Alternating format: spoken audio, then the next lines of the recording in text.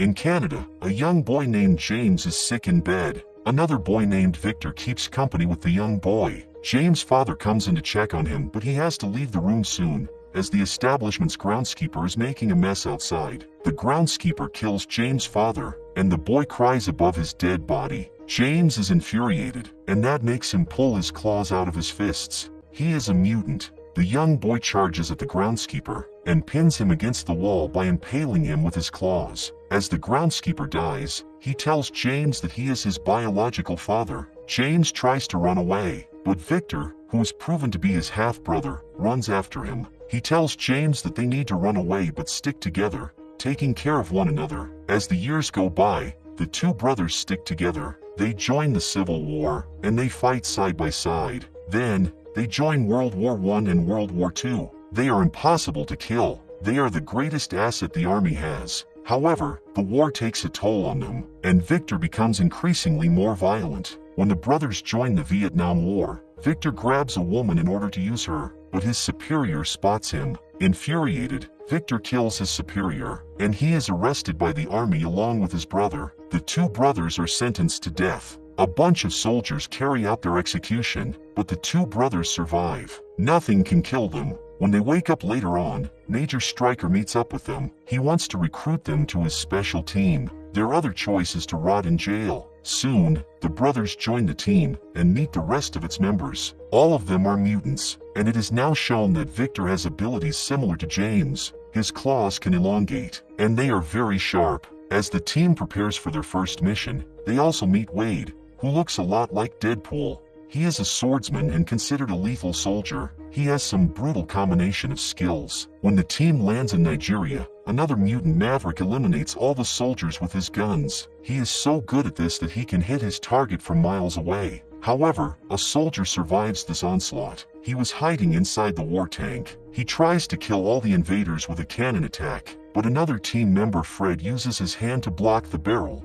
which results in a tank explosion. When they enter the building, the boss sees them through cameras and cuts the power, so they can't able to reach to his room. But Mutant Bradley uses his power to get the power back. The security guards get ready. As soon as the elevator opens, Wade shows his sword skills, and even cuts the bullet in half. He single-handedly eliminates all of them. The boss tries to get his gun, but John uses his teleportation power to stop him. However, the boss of the rivals believes that they came to steal his diamonds, but Stryker is interested in a rock. The man has no idea, and only believes it is a plain rock. As Stryker asks around the village, he is told by a man that the rock came from the sky. Stryker tells Victor to kill everyone, and the man is happy to do so. However, James stops him in order to remind him that this is not the reason why they joined this team. They are not killers. James decides to leave the team, but Victor says they can't just let him walk away. James grabs his dog tags and rips them out of his throat, which means he is no longer a member of this team. Then, he just walks away as his brother calls his name. 6 years later, James lives in a quiet place with his girlfriend, Kayla. Elsewhere, another member of Team X, Bradley, is working at a fun fair. He is using his telekinesis skills to make some money. When he goes back home, Victor bangs on his door and wants to have a talk with this mutant. Victor has a hostile attitude, while Bradley reassures him that he did not talk to anyone. As they discuss, Victor reveals that Wade is dead. Then, he plainly kills Bradley as the lights around the fun fair go off. The next morning, Stryker visits James at his workplace and claims he has a proposition for him. Stryker informs him that Bradley and Wade are dead. He believes that somebody is going after Team X and wants James to go after him. However, James wants nothing to do with it, but trouble can't stay away from James, whom everybody knows as Logan now. The next morning, Logan finds a dead bear in the forest. While Victor approaches Kayla, Logan realizes that and rushes to the car, but as it appears, it is too late. Kayla is not in her car. A few moments later, Logan finds her dead. In tremendous pain, he screams at the top of his lungs. That night, Victor waits for Logan in a bar, and his brother makes sure to appear. As they get ready to fight, Logan asks his brother why he killed Kayla. Victor complains that Logan never calls and never writes to him, so he wanted to get his attention. As the fight breaks out, Logan loses the first round, but gets back up. Unfortunately, Victor is stronger than him and defeats him. As he picks his brother up, He asks him if Kayla was worth his time as compared to the time they could have spent together. Logan tells his brother that he is not like him, but Victor has another opinion. Victor stomps his claws and breaks them as the police sirens are heard approaching. Logan wakes up in a hospital. He grabs the doctor by his throat, asking him about Victor. The doctor has no idea what he is talking about, but Stryker appears out of nowhere to tell him that he can help him out. Logan is mad at him as well, but Stryker claims that Victor is not working for him. He wants Logan to help him stop Victor because he is getting out of control. In addition, Stryker claims he has something that he can use to defeat Victor. Logan agrees to work with Stryker, but he only wants to know where Victor is. Then, Stryker should get out of his way. Stryker takes Logan to a lab where he is going to infuse him with adamantium, a substance that will make him indestructible. Before they begin, Logan asks to have a new dog tag created with the word Wolverine carved on it, something that Kayla had come up with. As the operation begins, Logan starts experiencing excruciating pain as various memories flash in his mind. For a moment, his heartbeat stops, but he gradually comes back to life. All this time Stryker refers to him as Weapon X, which might be kind of weird, since he already has a name. One of Stryker's trusted mutants, Zero, asks what they are going to do with Logan. Stryker replies that they will use his DNA to create 11, but that is not all. Stryker orders his people to erase Logan's memory. Wolverine hears that, and is able to jump out of the infusion chamber. Then, he escapes the base. Stryker shows his true face when he asks Zero to hunt him down and kill him. Logan runs to a farm and enters a random barn as an old couple returns to their house. The old man enters the barn and finds him without any clothes. After the old man makes sure that he is not a drug addict, he invites him to the house. Wolverine takes some time to see his new claws, which are now made by adamantium. They are far more sharp and strong than his bone claws. In fact, they are so sharp that he cuts the sink in half. As Logan spends more time around the barn, the old man spits some wisdom when he tells him that he looks like he is looking for blood. The thing is, the people who go out looking for blood usually find it. Everybody has a choice. However, Logan believes his choice got taken from him. As the old lady joins them in the barn, she is shot and killed by Zero. Then the old man is shot as well, and he dies in the arms of Logan. Stryker gives the order, and a helicopter fires missiles at the barn. Even though the explosion is huge, Logan is able to survive, and drives away with a motorcycle that belonged to the old man. The helicopter goes after him, as a couple of vehicles also appear out of nowhere. Stryker really wants Wolverine dead. Logan's claws are so sharp that he decides to go face to face against one of the vehicles. Using his claws, he cuts the vehicle in half. Then, he decides to do the same exact thing with the helicopter. He jumps on it and cuts its wings with ease. When the helicopter is down,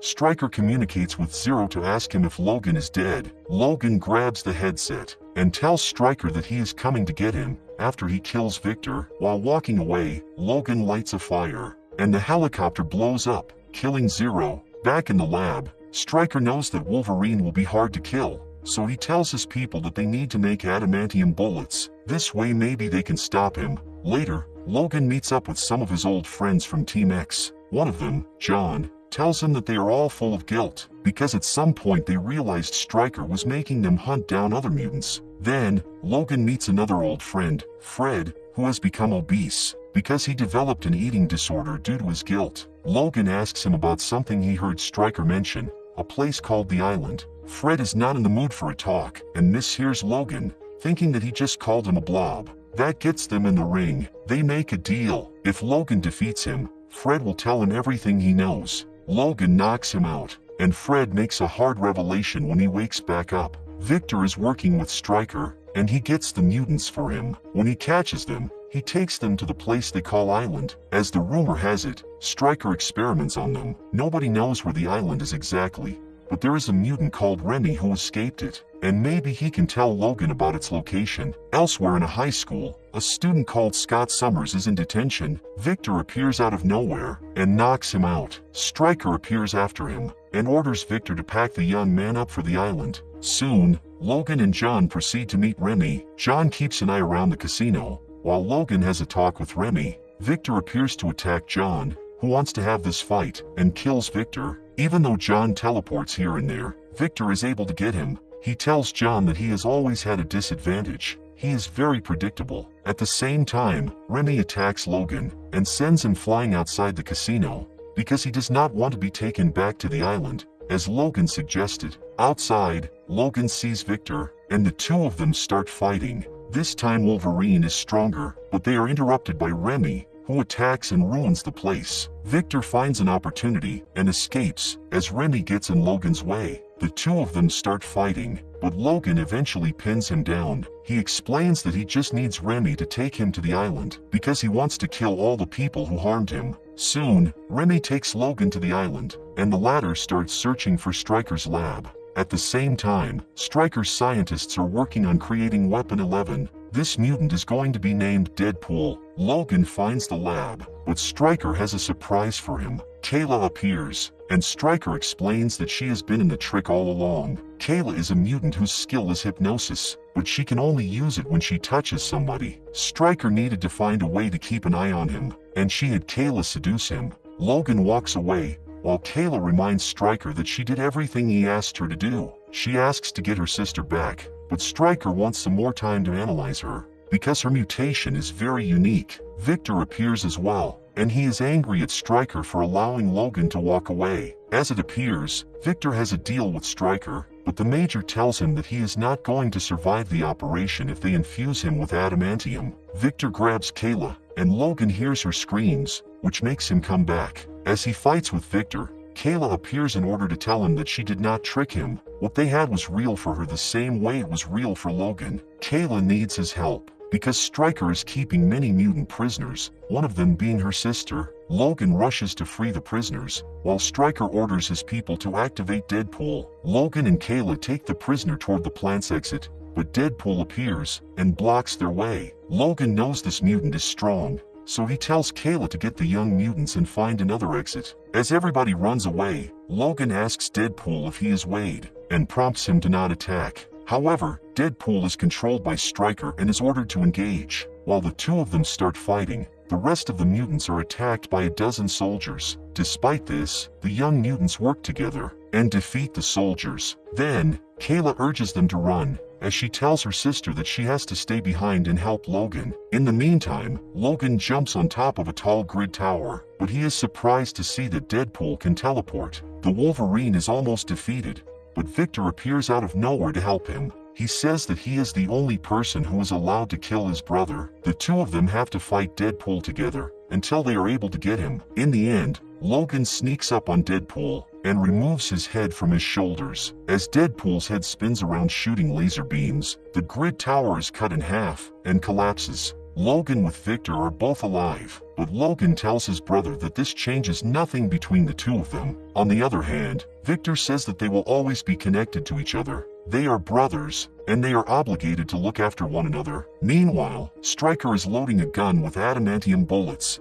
After Victor leaves, Logan hears Kayla's voice calling him. He runs near her. He takes Kayla in his arms and walks away with her, but Stryker appears behind them and shoots at them. Logan falls to the ground, but Stryker knows that these bullets are not enough to kill him. However, he wants to deliver the maximum damage he can. He knows that if he shoots Logan in his head, the Wolverine will lose his memories and will never be able to reclaim them. After shooting his head twice, Stryker approaches Kayla. She touches his leg and makes him turn the gun toward his own head. Finally, she orders him to walk until his feet bleed, and then keep walking. Meanwhile, the young mutants are guided outside, where they are met by Charles Xavier and taken to safety. When Logan wakes up, he is approached by Remy, but he does not remember him. Moments before they leave the island, Logan finds Kayla lying dead on the ground. Remy asks him if he knows who she is, but Logan replies negatively.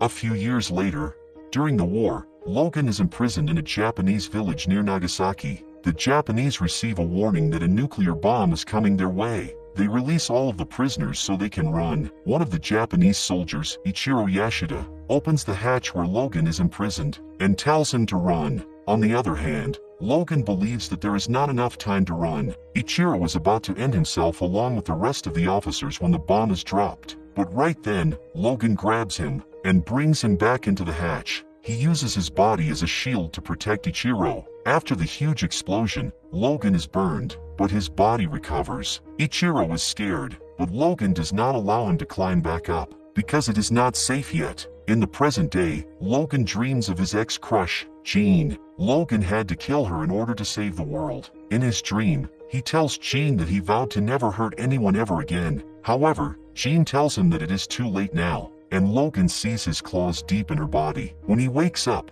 it is apparent that the Wolverine is now living like an animal, sleeping in the mountain. Before taking a walk in town, he walks by a bear, but he is not afraid of it. The bear also does not attack him, as if it recognizes him as a friend. That same night, Logan hears some weird noises, and decides to walk through the forest in order to investigate. It sounds like humans are screaming. As he wanders through the forest, he finds the bear lying on the ground. He tries to calm it down, but the bear has been hurt, and it is aggressive. Logan understands what the bear wants from him, like it is speaking to him, so he does it a favor, and puts it out of its misery. Right next, Logan walks back into town to find out what happened. As it appears, a bunch of hunters were responsible for the bear's fatal injury. Logan finds the men inside a bar, and attacks one of them. As the fight is about to start, a tiny girl named Yukio appears out of nowhere, and advises Logan to not bother with these men, because they are going to die soon anyway. She outlines the specific events of their deaths, as if she is able to foresee the future. After teaching them a quick lesson, she takes Logan with her, and drives away with him. Yukio tells him that her master wanted her to find Logan, and return some weapons that belong to him. When Logan asks who is she talking about, Yukio replies that her master is Ichiro Yashida, the man Logan saved so many years ago in Nagasaki. Ichiro was about to die, and he wants to see Logan one last time in Tokyo to thank him for saving his life back then. Logan is not in the mood to visit Tokyo, but Yukio is able to convince him. During their trip to Japan, Yukio tells Logan that Ichiro Yashida managed to build a huge corporation. Logan is not impressed easily, but Yukio tells him that she owes her life to Ichiro, so he should be more respectful toward him. While he waits, Logan sees two men dressed as samurais. When Yukio joins him, she reveals to him that one of them is Shinjin, Ichiro's son. Yukio takes Logan near Ichiro's chamber, where he sees Mariko for the first time. Mariko is Ichiro's granddaughter, and Logan seems to be really fond of her. Before he can see Ichiro, Yukio takes him to clean himself up. Logan is not in the mood for a shave and a haircut, but Yukio pulls her knife out, showing him that she is very serious. Soon, Logan finds his old self, and is taken to see Ichiro. When the old man sees him, he comments that Logan looks exactly like he used to look back in the day. Ichiro asks Dr. Green to leave him with Logan for a few moments, but the professor is very strict, only allowing them to have 5 minutes. As it appears, Ichiro does not just want to thank Logan, but he also has a proposition for him. Ichiro believes that a man loses purpose if he leaves forever. He thinks that he will do Logan a favor if he helps him lose his immortality. Logan believes that his condition can't be undone, but Ichiro explains that he can take his immortality if Logan transfers it to somebody else. Ichiro is not ready to die, but Logan is. However, the old man has read the situation a bit wrongly. Logan tells him that he can't give him what he wants, and walks away. Right next, Logan watches Mariko fighting with Shinjin. Their confrontation ends with Shinjin slapping her. Mariko tries to commit the unthinkable, but Logan sees her and stops her at the last minute. In the meantime, Shinjin walks into the chamber to have a talk with his father. The tension between the two of them is high, and Ichiro starts telling him that he tested him over the last few years in order to understand if he is the right person to be in charge of the company. Although Ichiro gave him more power, he realized that was the wrong thing to do, and Shinjin is not the right person to continue the company's legacy. In the meantime, Logan has yet another weird dream. Jean kisses him in his dream, but then she turns into Dr. Green. The dream feels quite real, but there is nobody inside the room when he wakes up. On top of that, Logan is informed by Yukio that Ichiro died. The next day, everybody attends Ichiro's funeral, but Shinjin is a bit hostile toward Logan. He says that Logan can crawl back to his nest now that he paid his respects to Ichiro. While the funeral unfolds, Logan notices a weird tattoo on the wrist of a priest. As they are about to be exposed by him, one of these priests shoots him. Logan is stunned by the shot, which does not make much sense to him,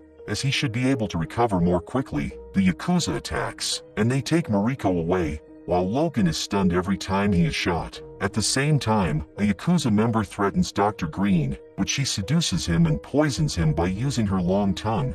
which means she is a mutant as well. Logan is able to catch up with the gangsters that are trying to kidnap Mariko, and kills a few of them. But just outside the building, there are more gangsters waiting for him, and they beat him up with bats. And Archer helps Logan, who takes a few seconds to recollect himself before running back after Mariko again. Logan is able to help her and takes her along, but the Yakuza members are still after them. Soon, the two of them manage to lose Yakuza, but Logan is bleeding, and he seems like he is suffering. At the train station, Mariko says she can find her way from here and walks on her own. However, Logan knows that she is not safe yet, and follows her on the train. Logan wants to know where Mariko is going, so she tells him that she is taking the train to the end of the line because she has a house in that area. Logan believes that is a terrible idea, but Mariko seems like she has made up her mind. But the one who is right is Logan, since he stumbles into more mafia members when he goes to the bathroom. Although bullets hurt Logan, he cuts the side of the train open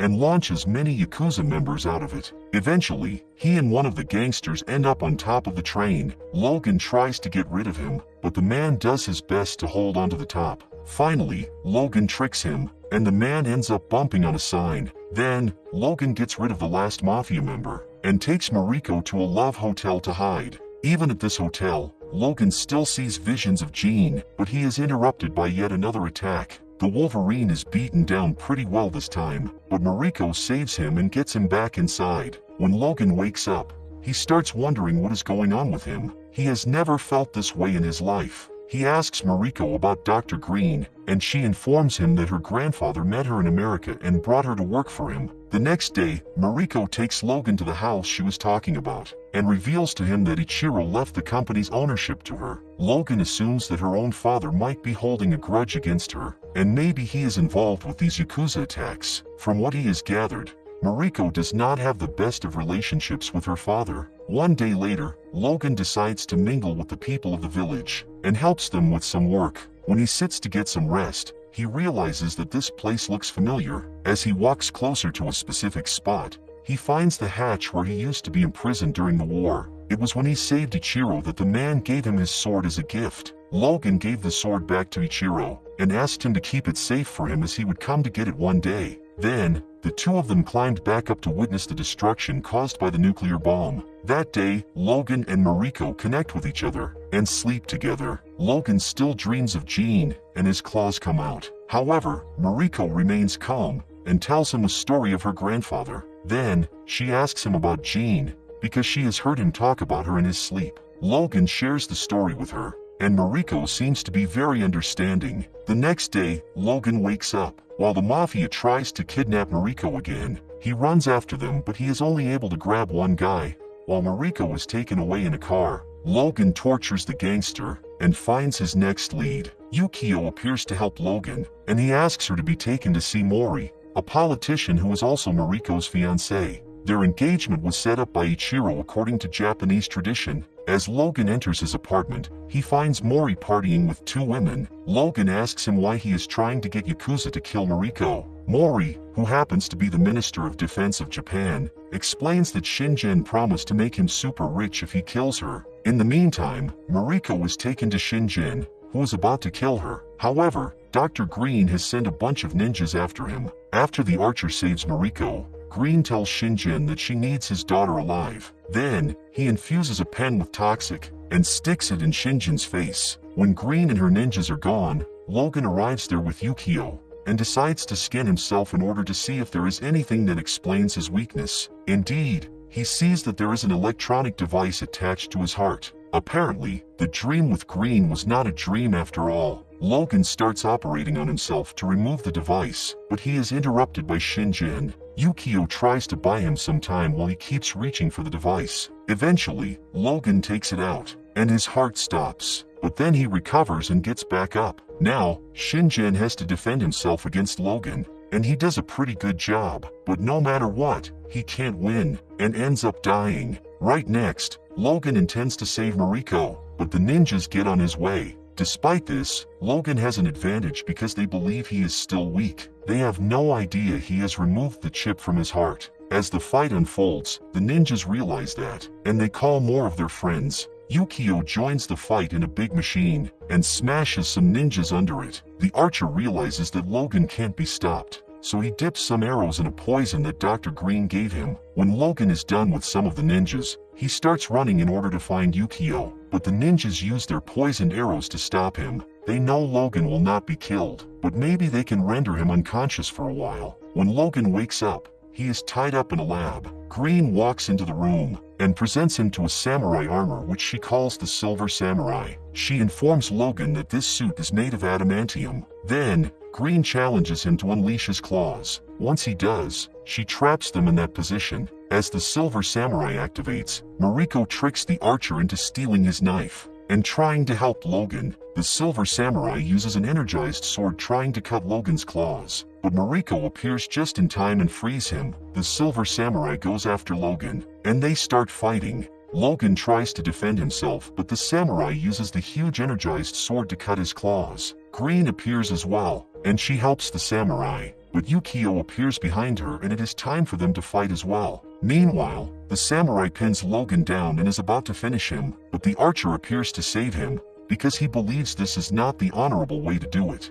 Unfortunately, the samurai kills him. Logan uses that opportunity to grab the energized sword and cut the head of the Silver Samurai. However, the samurai is still alive and pushes Logan to a cliff. As Logan is hanging there, the samurai grabs him and connects its pathways to Logan's claw's essence. Suddenly, Ichiro appears under the suit and tells Logan that he is naive to believe that he would die so easily. As he is absorbing Logan's DNA out of him, the Wolverine is getting older, while Ichiro is getting younger. Mariko witnesses this scene and grabs two of Logan's claws, using them to impale her grandfather's head. Logan has the time to recover, and now his bone claws grow out of his hand. He uses them to almost finish Ichiro off, before pushing him down the cliff and putting an end to this fight. Now, he is free to greet Mariko goodbye and continue with his life as he pleases.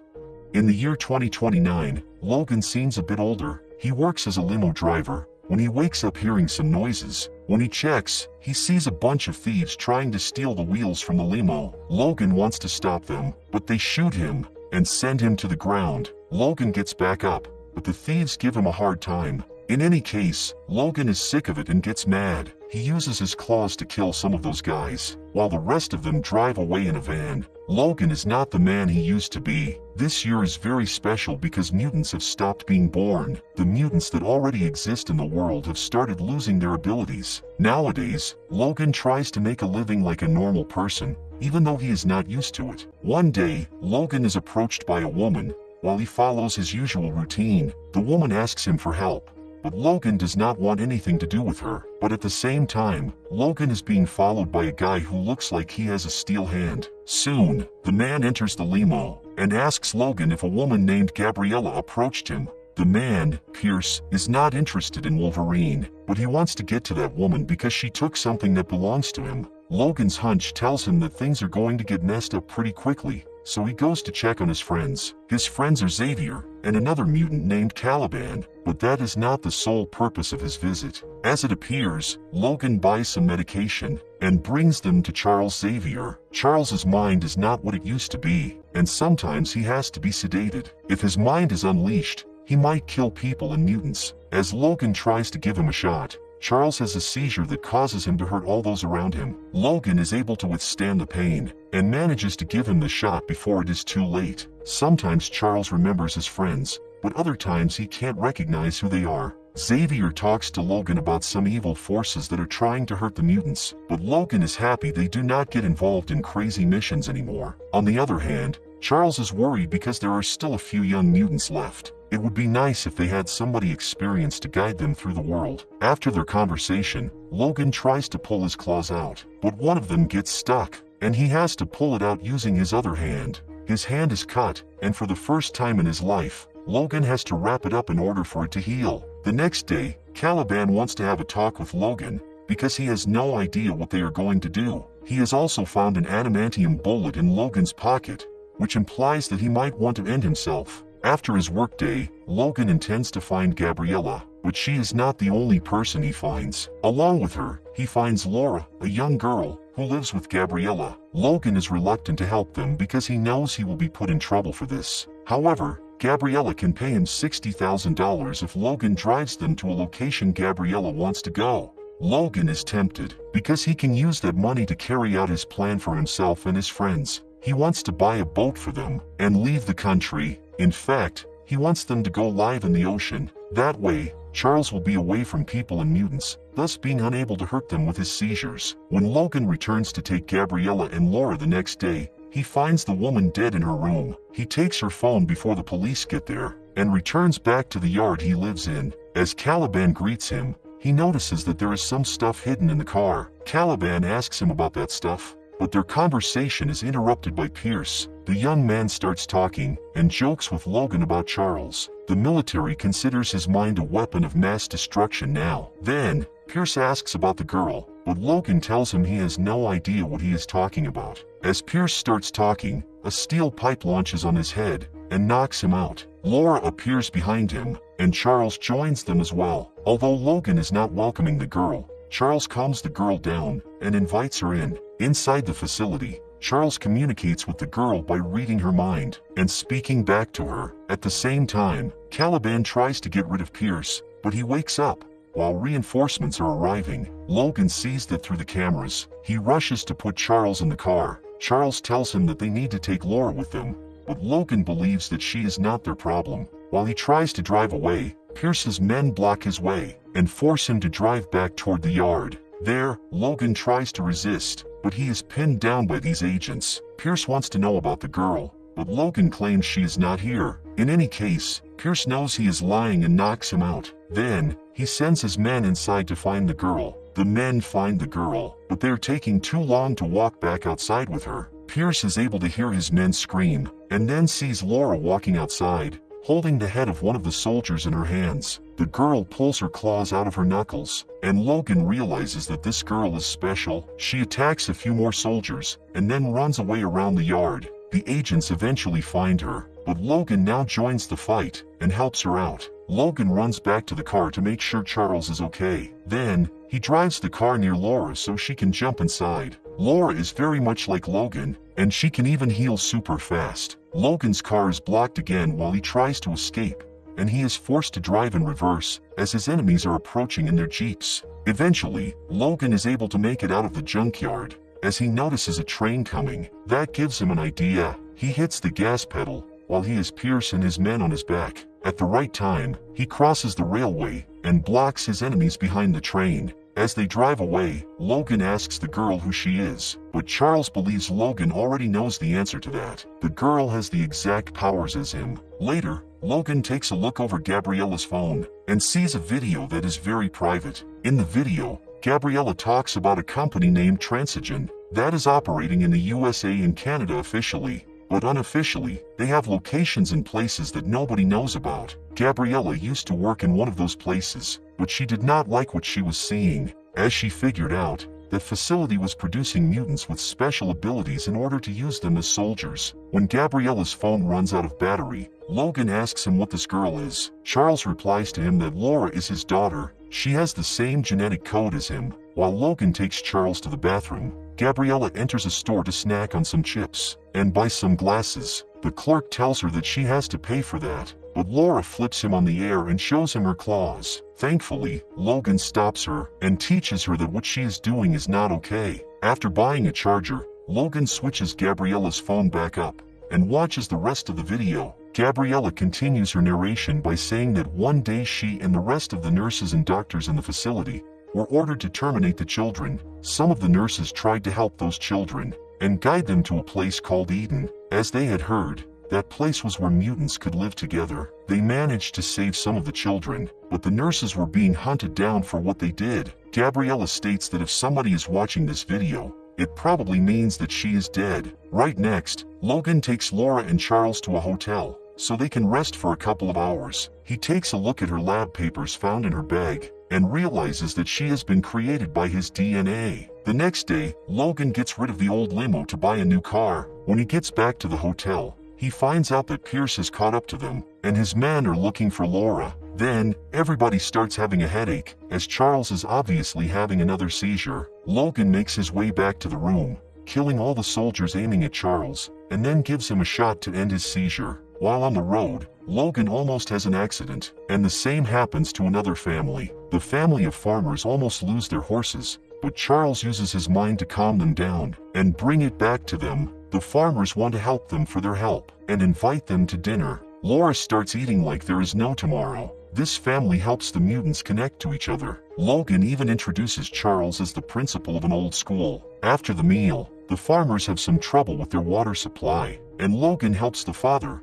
Will, to check it out. Will explains to him that all the fields have been bought by a big corporation that produces crops, but he refused to sell his. Now the company is giving him trouble because they want him to sell his land. As the two of them try to fix the water, a bunch of bullies approach them. As the bully points his gun, Logan snatches it away in a second. Logan takes care of them. Back in the house, a clone of Logan kills Charles, along with the rest of Will's family in order to abduct Laura. Logan sees the clone as he enters the house, but he wants to check up on Charles first. Logan takes him to the pickup truck, but Charles dies, as he utters that their boat should be named Sunseeker. While chaos ensues as the clone loses control, Caliban grabs 2 grenades and launches them into the vehicle where he is being held. Logan is being beaten up by the clone, but Will helps him and hits the clone with his truck. After shooting the clone, Will wants to shoot Logan as well, but he is out of bullets. Finally, he collapses on the ground. Eventually, Logan takes Laura and drives away with her. In the aftermath of the battle, Logan buries Charles near a lake because he used to like water. Later, Logan and Laura continue on their way, but the Wolverine is way too tired. Laura reveals that Charles told her Logan wants to die, and prompted her to not let him. Since Logan is tired, Laura convinces him to get some sleep. After a few hours, Laura jumps into the driver's seat and drives the car toward their desired destination, Eden. When Logan wakes up, he realizes that Laura has brought him to a place. She signals him to follow her, but Logan passes out again. As he slightly recovers, he realizes that a bunch of kids are pulling him up using a mechanism. This place named Eden is real. The kids try to help Logan by giving him a serum they have stolen from the lab, but the Wolverine tells them that it can also make you crazy. Logan wakes up again after 2 days, and one of the oldest mutants among the young ones informs him that the kids are leaving tomorrow. The plan is to cross the border. As far as this kid knows, they have been granted asylum across the border. That night, Laura seems to be angry, and Logan asks her about it. Laura would want Logan to go with them, but the Wolverine believes that all the people he cares about end up dead. Laura will be safer being with the kids, and the kids will be safer if Logan does not go with them. However, this is not necessarily true. As Logan wakes up the next morning, the kids are gone, but a bunch of drones are after them as well. Logan grabs the serum the kids have left for him and runs after them immediately. At the same time, the mastermind evil behind all this, Dr. Rice, is after the kids through the woods. Logan tries to catch up with them, but he is too tired. Since he has to act fast, Logan uses the serum on himself. Despite this, there is no possible way Logan can get to them in time, so the kids have to use their powers in order to stay alive. As Laura saves one of her friends, she hears Logan yelling through the forest. Rice's men try to stop him, but Logan kills a few of them, even after receiving several shots. Soon, Laura is surrounded back. She gets her hopes back up. When she sees Logan running toward them, Logan tells his daughter to get behind him and starts slashing his opponents. His daughter joins him, and they manage to buy themselves some time. Laura notices that Logan took all the medicine, but it is wearing off. Some of the kids are taken, so Logan tries to distract the soldiers, while Laura sneaks up behind them. Dr. Rice appears to have a talk with Logan, and tells him that he is the son of Stryker, the man who infused Logan with adamantium. Rice is responsible for wiping out the mutants. He has been growing special crops to feed the world, crops that contain substances which can minimize the powers of the mutants. Logan kills Dr. Rice on the spot, as Laura frees some of her friends. Chaos breaks loose, as the clone attacks as well. Logan is overpowered by the clone, but that gets Laura angry, and she helps her father. At the same time, some of the kids kill Pierce. The clone fights back, but now another kid helps Logan by launching a big vehicle on the clone. But even that is not enough. The clone gets back up, and drags an injured Logan away. But then, Laura grabs Logan's gun, and kills the clone, by shooting him with the adamantium bullet. Laura tries to help her father, but it is time for Logan to go. While he is gradually dying, He calls Laura's name, and the girl calls him father. Laura cries over her father's dead body, as the rest of the kids gather around them. After Laura says a few words for her father's soul, it is time for the kids to go. Before Laura does, she turns the cross on the grave slightly to look like an X, honoring her father as the last of the X-Men.